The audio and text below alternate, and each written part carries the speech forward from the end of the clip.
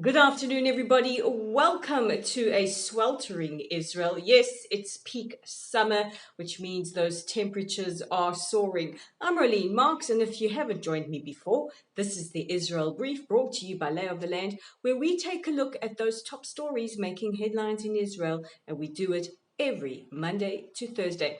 So let's take a look at the top stories, and we begin with news of a terror attack just a short while earlier on Pinchas Street in North Tel Aviv today. The terrorist is believed to have rammed his truck into pedestrians on a sidewalk before exiting the vehicle and trying to stab them. Magin David Adom ambulance services and police reported at least 7 injured, 3 of them seriously, 2 moderate and 2 light. Now, the terrorist believed to be a 23-year-old from the village of As Samu was given a entry permit based on a terminally ill diagnosis. He was neutralized shortly after. Meanwhile, Hamas have praised the attack, calling it revenge for the ongoing operation in Jenin.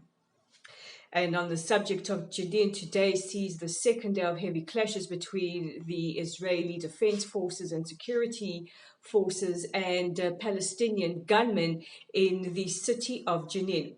Now, just a reminder, because you might hear some different rhetoric in the media, Jenin is not a refugee camp. Jenin is a city under the remit of the Palestinian Authority, and that's per the Oslo Accord.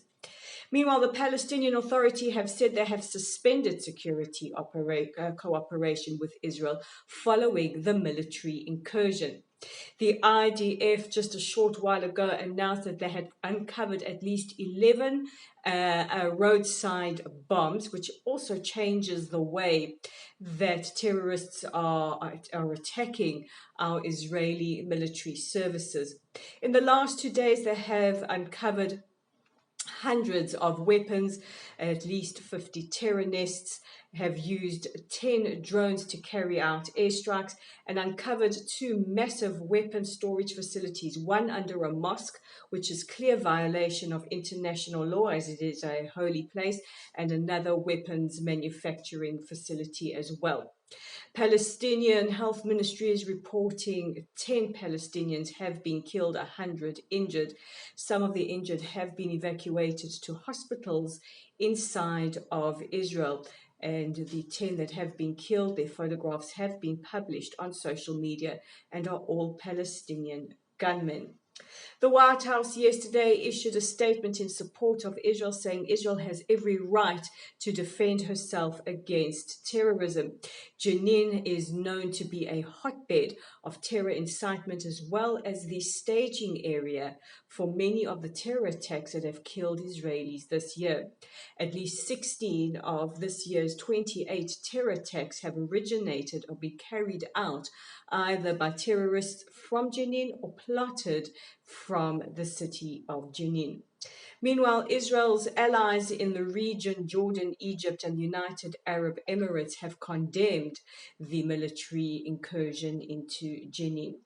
The IDF a short while ago said they expected to last a couple of days, and Defense Minister Yoav Gallant said they have achieved many of their stated goals, and maybe the military operation will be over in several days.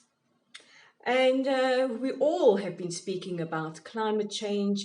Some people are believers, some aren't. Nevertheless, Israel is sending 1,000 delegates to this year's UN COP28 summit in Dubai.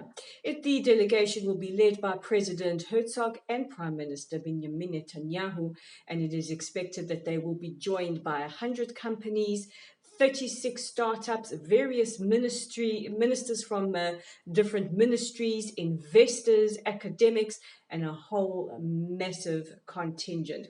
Israel hopes to be a leader, as it is in many other fields, in the fight against climate change. And finally, yesterday, Turkish authorities announced that they had uncovered a Mossad cell of about 56 operatives.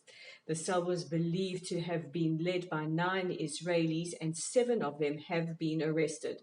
They are reported to have not only followed their targets, but also filmed meetings. And that brings me to the end of today's edition of the Israel Brief. Don't forget to check out our website at www.layoftheland.online. If you fancy yourself a lotl writer, please be in contact with us via our website or via Facebook. And you can find us at Lotl Site. That's at Lotl, L-O-T-L-S-I-T-E. We look a little something like this. Like us, follow us, share our content where you can. We are on YouTube. Our channel is at The Israel Brief. Thank you to our new subscribers. We hope to have many more. So if you haven't subscribed already, please go ahead and click that red subscribe button. And we are also on Twitter at Lay of the Land 5. I'm Rolene Marks, wishing you all a wonderful rest of your day. Don't forget to check in with me again tomorrow as we take a look at your top stories.